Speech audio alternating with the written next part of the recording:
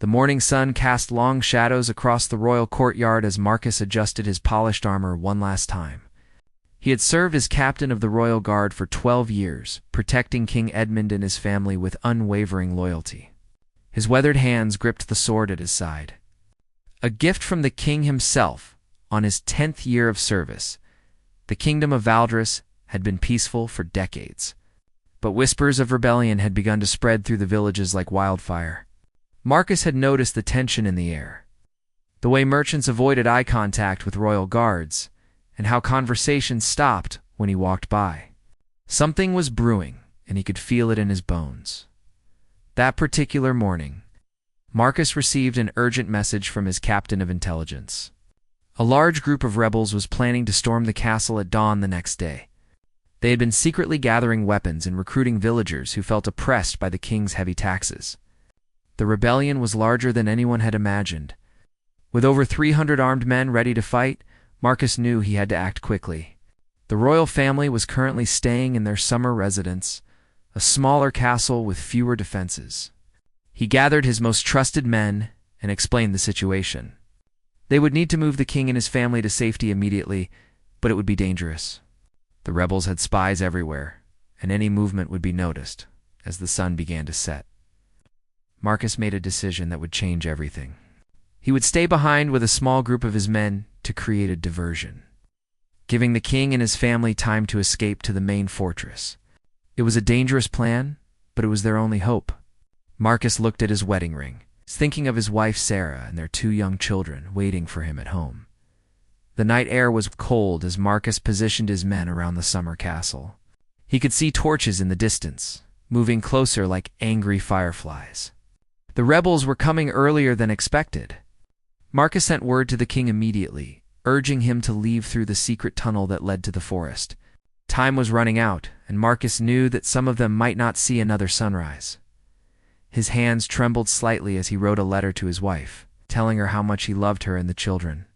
He sealed it carefully and gave it to his youngest guard, Thomas, instructing him to deliver it if anything happened. Thomas looked scared, but Marcus placed a reassuring hand on his shoulder. They were doing this for their kingdom, for their families, and for the future of Val Doctor, as the first wave of rebels approached the castle walls. Marcus took a deep breath and prepared for the fight of his life. He thought about all the peaceful mornings he had walked these same walls, never imagining that one day he would make his final stand here. The sound of angry voices grew louder, and Marcus knew there was no turning back now. The battle began at midnight when the first arrows flew over the castle walls. Marcus and his 15 men fought bravely, but they were heavily outnumbered. The rebels had brought ladders and siege equipment, clearly planning this attack for months. Marcus watched as his loyal guards fell one by one, each death weighing heavily on his heart. By dawn, only Marcus and 3 of his men remained alive. They had managed to hold the castle for 6 hours, giving the royal family enough time to escape. Marcus was wounded, with a deep cut on his left arm and blood running down his face from a head wound. His armor was dented and dirty, but his spirit remained unbroken. The rebel leader, a man named Victor, who had once been a royal advisor, approached Marcus with a cruel smile. Victor had been banished from the kingdom 5 years earlier for trying to poison the queen, and he had spent all this time planning his revenge. He wanted Marcus alive, seeing him as a valuable prisoner who could be used to send a message to the king, instead of killing Marcus. Victor ordered his men to chain him to the ancient oak tree that stood in the center of the courtyard. This tree had been there for over 200 years, planted by the first king of Valdris as a symbol of strength and endurance. Now, it would serve as Marcus's prison. A twisted irony that was not lost on him. The heavy iron chains cut into Marcus's wrists and ankles as Victor's men secured them tightly around the massive trunk. Victor wanted the people of the kingdom to see what happened to those who opposed him. He planned to leave Marcus chained to the tree as an example, letting him slowly die of thirst and hunger while the whole kingdom watched. For 3 days and nights, Marcus remained chained to the oak tree. The summer sun beat down mercilessly during the day, while the cold night air made him shiver uncontrollably. Victor's men gave him just enough water to keep him alive, wanting to prolong his suffering. They taunted him, telling him that the king had abandoned him and fled to a distant land. But Marcus never lost hope. He knew that King Edmund was an honorable man who would never abandon his loyal servants. During those long hours chained to the tree, Marcus prayed for his family's safety and for the kingdom's deliverance from these rebels. He watched the sunrise and sunset, counting each day and holding on to the belief that rescue would come. On the third night, something unexpected happened. Old Sarah, the castle cook, who had worked there for 30 years, crept out under the cover of darkness. She had been forced to serve the rebels, but her loyalty remained with the royal family. She brought Marcus's fresh water and a small piece of bread, whispering words of encouragement and telling him that help was coming soon. Sarah's visits became a secret routine. Every night, when the rebel guards grew lazy and started drinking, she would sneak out with water and small portions of food for Marcus. She told him news from the outside world. How the king had safely reached the main fortress and was gathering an army to retake the castle. Her words gave Marcus strength to endure another day. During his captivity, Marcus began to notice something remarkable happening around the oak tree. Small flowers started blooming at its base, even though it was late summer and most flowers had already died. Birds would come and sit on the branches above him, singing beautiful songs that seemed to lift his spirits. Even the insects seemed gentler, not bothering him as much as they should have. The villagers who lived in the castle started to take notice of Marcus's situation. At first, they were afraid to show any sympathy, knowing that Victor's men were watching. But as the days passed, some brave souls began to leave small offerings near the tree when the rebels weren't looking. A cup of water here, a piece of fruit there, sometimes just a flower, to show they cared. Victor became increasingly angry as he saw the effect Marcus was having on the people. Instead of being intimidated by the sight of the chained guard, the villagers seemed inspired by his courage and dignity. Marcus never begged for mercy, never cursed his captors, and never lost his noble bearing despite his terrible circumstances. This was not the reaction Victor had hoped for. On the seventh day, something incredible happened. Marcus's own children, 8-year-old Emma and 10-year-old James, appeared at the edge of the courtyard. They had convinced their mother Sarah to let them come see their father, promising to stay hidden and safe. When Marcus saw their little faces peering through the bushes, rolled down his cheeks for the first time since his capture. The children had brought their father his favorite things from home. Emma had picked wildflowers from their garden, the same flowers Marcus had helped her plant last spring. James had brought his father's favorite wooden carving, a small horse that Marcus had made for him when he was just 5 years old. They couldn't get close enough to give these gifts directly, but they left them near the tree where their father could see them. That night, Victor discovered what the children had done. In his rage, he decided to make an example that would crush any remaining hope the people might have. He announced that the next morning he would execute Marcus in front of the entire village. He wanted everyone to see what happened to those who remained loyal to the old king.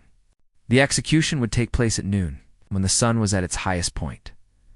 Marcus spent his final night chained to the oak tree, looking up at the stars and thinking about his life. He thought about the day he had first put on his guard uniform, so proud and eager to serve. He remembered his wedding day, when Sarah had looked so beautiful in her white dress. He pictured his children's faces, so innocent and full of love, and he prayed that they would grow up in a free kingdom. As dawn broke on the 8th day, the entire village was forced to gather in the courtyard to witness Marcus's execution.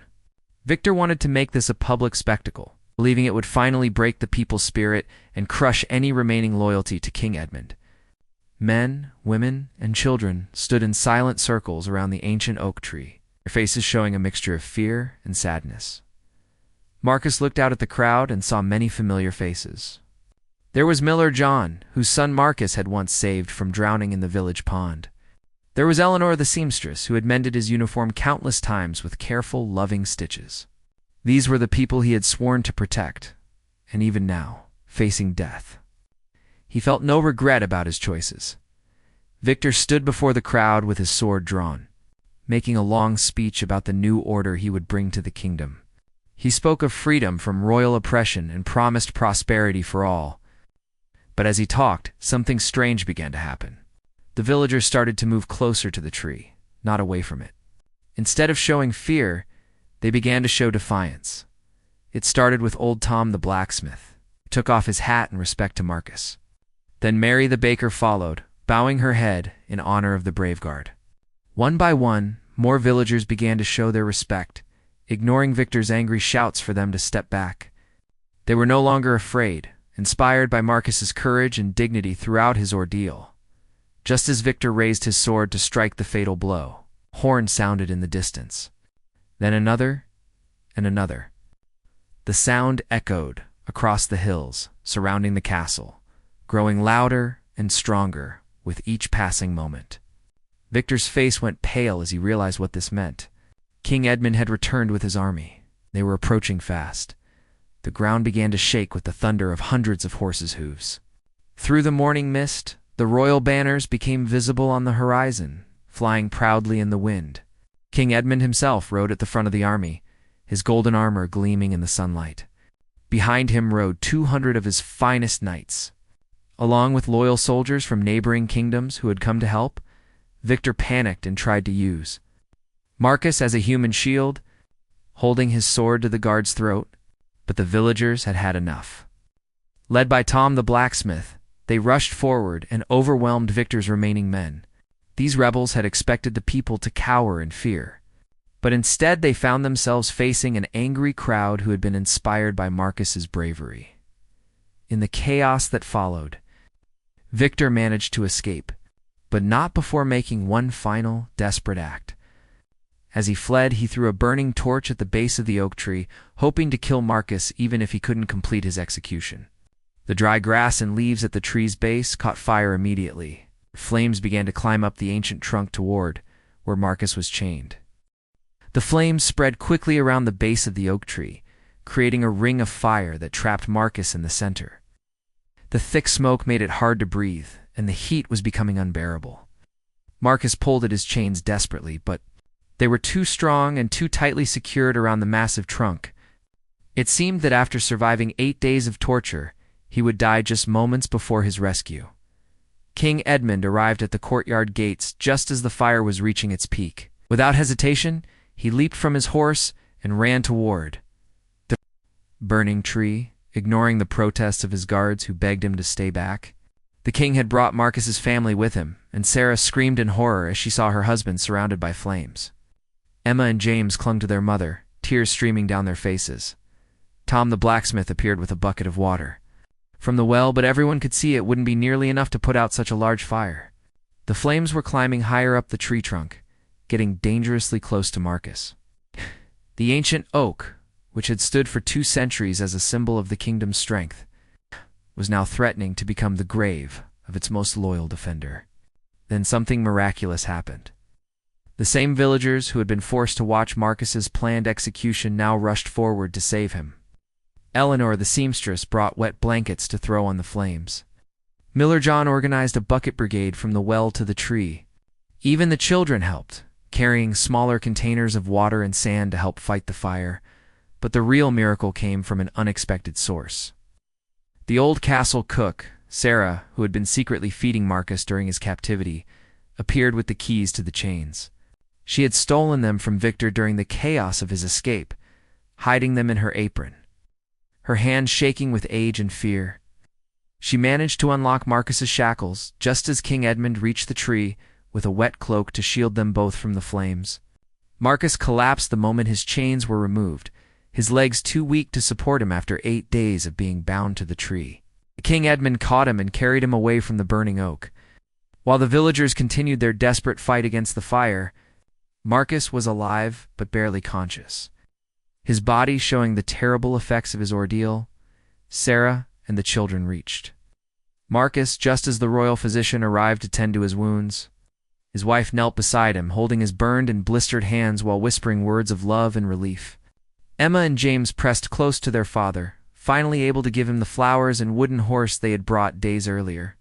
The family was together again, though Marcus was gravely injured, as the physician worked to treat Marcus's wounds. The villagers managed to save most of the ancient oak tree. Though its base was badly burned and scarred, the upper branches and most of the trunk survived. The tree that had served as Marcus's prison had become a symbol of something greater than anyone had imagined. It represented the strength of loyalty, the power of sacrifice, and the unbreakable bond between a true leader and his people. The recovery took many months. But Marcus slowly regained his strength with the loving care of his family and the support of the entire kingdom. The burns on his wrists and ankles left permanent scars, reminders of his 8 days chained to the oak tree. But these scars became symbols of honor rather than shame, marking him as a hero who had sacrificed everything for his king and country. King Edmund refused to let Marcus return to his dangerous duties as captain of the royal guard. Instead, he appointed him as the royal advisor, a position that would keep him safe while still allowing him to serve the kingdom he loved so much. Marcus was reluctant at first, feeling that his place was protecting the king with sword and shield. But he eventually understood that his experience and wisdom were needed in this new role. The ancient oak tree where Marcus had been chained became a place of pilgrimage for people throughout the kingdom. Visitors would come to see the burned but surviving tree, leaving flowers and small offerings in memory of Marcus's sacrifice. The tree continued to grow and flourish despite its scars, new branches reaching toward the sky, while its roots grew even deeper and stronger. Victor was never captured, but his rebellion crumbled without him. Most of his followers surrendered when they realized the people would not support them. Some fled to distant lands, while others begged for the king's forgiveness. King Edmund, influenced by Marcus's example of mercy and honor, pardoned most of the rebels and welcomed them back into the kingdom as long as they swore loyalty to the crown. Years passed, and the story of Marcus's courage spread far beyond the borders of Valdres. Bards and storytellers carried the tale to distant kingdoms, singing songs about the guard who chose loyalty over life and inspired an entire nation. Children grew up hearing the story, learning about the importance of duty, sacrifice, and standing up for what is right, even in the face of impossible odds. Marcus lived to see his children grow up and have children of their own. Emma became a healer, dedicating her life to caring for others just as the villagers had cared for her father. James followed in his father's footsteps, becoming a guard himself and eventually earning the position of captain through his own merit and courage. Both children carried forward their father's values of loyalty, honor, and service to others on quiet evenings. Marcus would sometimes walk to the oak tree and sit beneath its branches, remembering those 8 days that changed his life forever. The tree had become more than just a symbol of his ordeal. It represented the strength that comes from standing firm in your beliefs, even when everything seems lost. The scars on both Marcus and the tree told a story of survival, resilience, and the power of the human spirit to overcome even the darkest challenges. As Marcus grew old, he would tell his grandchildren the story of those 8 days, not to frighten them, but to teach them about the importance of doing what is right. He would explain that being a hero doesn't mean being fearless. It means being afraid but choosing to do the right thing anyway. The oak tree stood as a living testament to this lesson, its branches reaching toward the sky, while its roots remained firmly planted in the soil of honor and sacrifice.